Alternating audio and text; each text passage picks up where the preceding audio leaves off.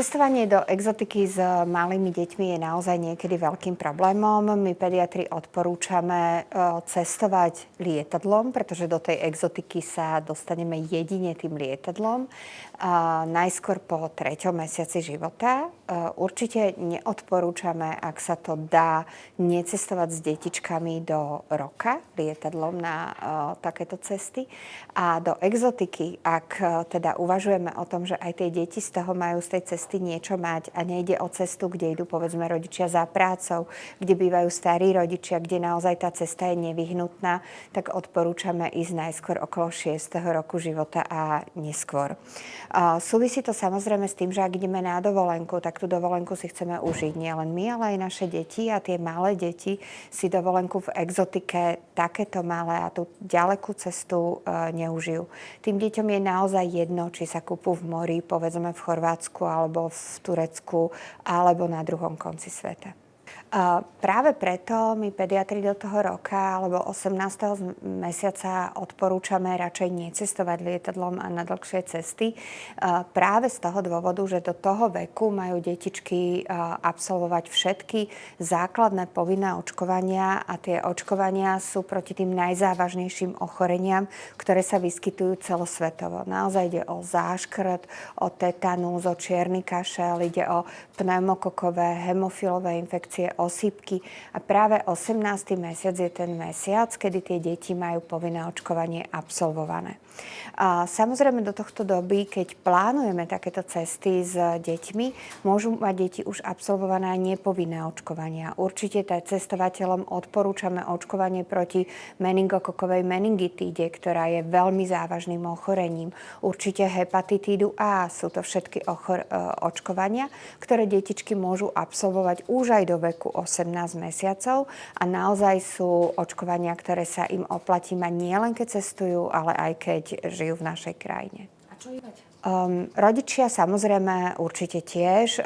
Všetky tie očkovania, ktoré som hovorila, by mali mať rodičia vo veku, kedy sú už rodičmi absolvované. Ide teda o povinné očkovania, nad rámec tých povinných očkovaní u cestovateľov meningokoková meningitída, hepatitída A.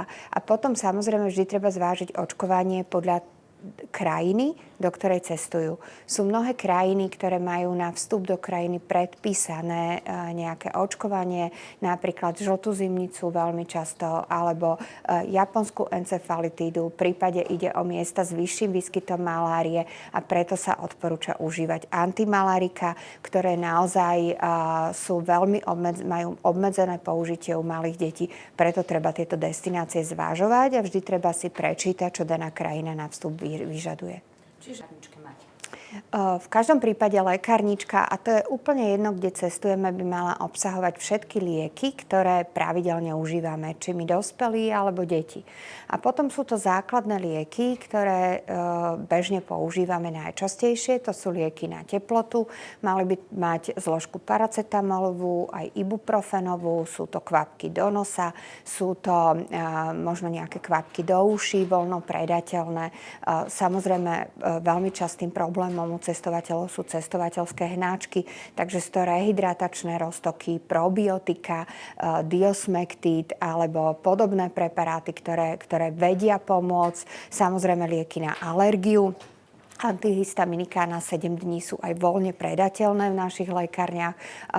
Existujú aj antihistaminika v lokálnom použití v prípade nejakého poštípania, pri poštípaní hmyzom. No a potom samozrejme ja vždy odporúčam, že je fajn si zobrať aj niečo na nejaký kašel, lokálna dezinfekcia, nejaké tie rýchlo obvezy a teplomer. Určite pokiaľ nevieme danú situáciu zvládnuť našimi prostriedkami alebo tým, čo si myslíme, že nám pomôže, určite by sme mali zájsť do takejto lokálnej lekárne. Mala by to byť naozaj certifikovaná lekáreň, kde pracujú farmaceuti a dokážu poradiť v danom prípade.